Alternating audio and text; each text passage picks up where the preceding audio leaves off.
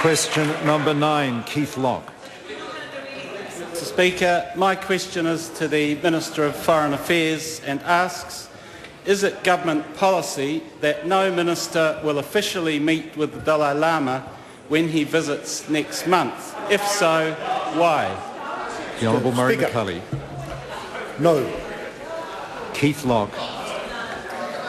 What advice did the Minister or his ministry provide to the PM regarding the implications for New Zealand's relationship with China should the Prime Minister or members of his government meet with the Dalai Lama? The Honourable Murray McCULLY. As the Prime Minister indicated yesterday, he did discuss this matter with me. He sought some advice as to what other nations' leaders were doing in similar situations, and he also sought some advice as to foreign policy consequences that would follow from decisions that he might make. I'd be happy to discuss those in more detail with the member if he wishes. I don't think the Minister mentioned... Order. Is the member called a point of order? Point of order. Point of order, Keith Locke. Thank you, Mr. Speaker. I don't think the Minister in his reply mentioned any specific implications. He just was very general, his reply. Perhaps he could give at least one implication. Order. The member has further supplementary questions. I think the Minister did answer the question. The member has further supplementary questions to dig down further. The Minister may be constrained by the public interest, but that'll be his decision. Supplementary question. Keith Locke.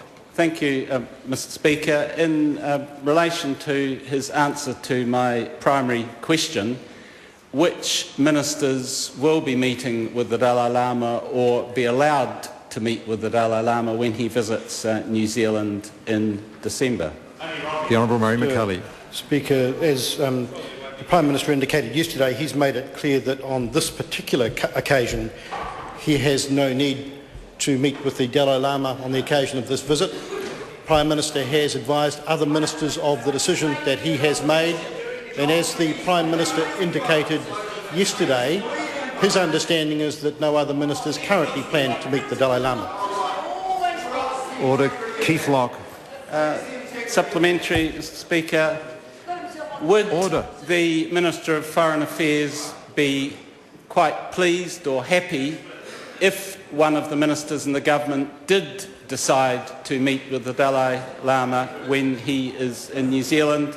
Because how can we expect China to meet the Dalai Lama and negotiate a solution to Tibetan issues unless our government sets an example and its ministers, or one of its ministers at least, meets with the Dalai Lama?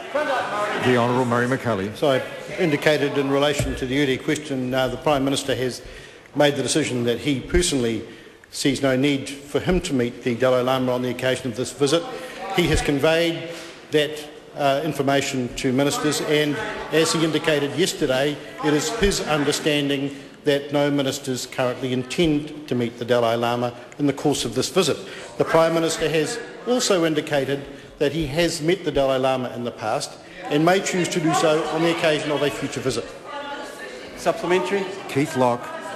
How does the Minister explain that last December the Prime Minister said very clearly to a questioner that he would meet the Dalai Lama when he visited this year, and now he has decided that he won't, and surely in response to the Minister's last answer, the plight of the Tibetan people hasn't improved, so that somehow our Prime Minister can take the pressure off by not meeting the Dalai Lama and talking about Tibetan matters and how the Chinese government must match up. The Honourable Murray McCULLY. The Prime Minister, I understand in the past, as Leader of the Opposition, did refer to his preparedness on some future occasion to meet with the Dalai Lama, and yesterday the Prime Minister repeated that assertion that perhaps on some future occasion he might meet the Dalai Lama on the occasion of a visit to New Zealand. Mr. Speaker, many factors contribute to the making of decisions about the priorities attached to the Prime Minister's diary, and occasionally, of course, the Prime Minister exercises his own judgment about those priorities. He doesn't necessarily feel the need to explain those priorities to his ministers or to his officials. I can simply convey that outcome to the member and to the House.